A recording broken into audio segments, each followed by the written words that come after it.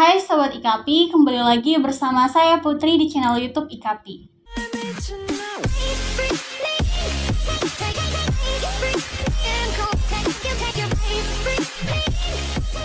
Di video kali ini kita akan mengenal istilah gizling dalam penagihan pajak. Pajak merupakan salah satu sumber pendapatan negara. Uang hasil pajak digunakan untuk membiayai berbagai keperluan negara, misalnya untuk membiayai proyek pengembangan pembangunan. Sejauh ini, pemungutan pajak yang dilakukan oleh negara kepada wajib pajak belum berjalan secara optimal. Hal ini disebabkan masih banyak wajib pajak yang tidak patuh membayar pajak. Kondisi inilah yang membuat pemerintah akhirnya menciptakan suatu mekanisme yang dapat memberikan daya paksa dan efek jera kepada wajib pajak yang tidak taat hukum. Mekanisme ini disebut penyanderaan atau gizling. Apa itu gizling? Gizling atau penyanderaan adalah penyitaan atas badan orang yang berutang pajak. Tindakan ini merupakan suatu penyitaan tetapi bukan langsung atas kekayaan, melainkan secara tidak langsung yaitu diri orang yang berutang pajak. Gizling berasal dari bahasa Belanda yang bermakna sandera atau penyanderaan. Tujuan gizling.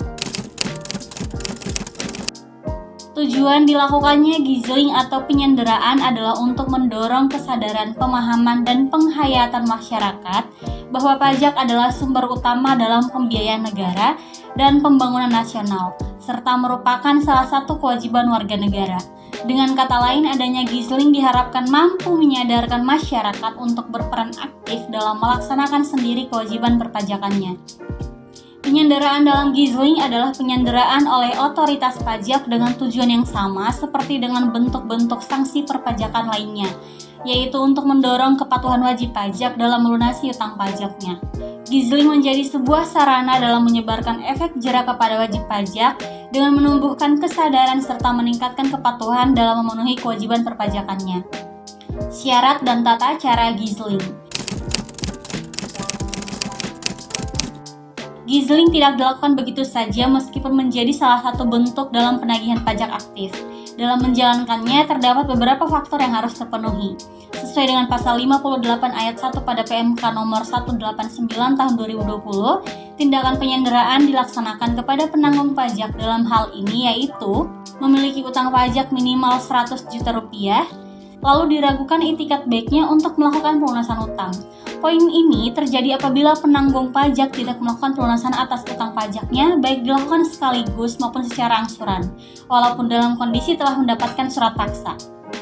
Berdasarkan pasal 3 ayat 1 huruf D Keputusan DJP nomor KEP 218 PJ 2023, ada 6 kriteria penanggung pajak yang diragukan itikat baiknya, yaitu yang pertama, penanggung pajak tidak merespons terkait dengan imbauan yang disampaikan dalam melunasi utang.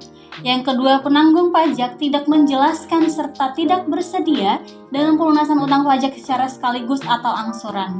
Yang ketiga, penanggung pajak tidak bersedia untuk melakukan penyerahan hartanya dalam melakukan pelunasan utang. Yang keempat, penanggung pajak berniat untuk meninggalkan Indonesia selama-lamanya. Yang kelima, penanggung pajak melakukan pemindah tanganan barang yang dimiliki atau yang dikuasai dengan tujuan untuk menghentikan atau mengecilkan kegiatan perusahaan atau pekerjaan yang dilaksanakan di Indonesia. Yang keenam, penanggung pajak melakukan pembubaran badan usahanya atau melakukan penggabungan usahanya, memindah tangankan perusahaan yang dimiliki atau dengan melakukan perubahan bentuk lainnya. Itu tadi informasi seputar apa itu gizling dalam penagihan pajak. Mari kita selalu dukung pemerintah untuk memajukan perekonomian di bidang perpajakan dengan terus mendukung segala upaya pemerintah dari sisi perpajakan. Terima kasih telah menonton video ini. Jangan lupa like, share, dan subscribe. Semoga bermanfaat dan stay tune untuk video IKAPI lainnya. Salam IKAPI.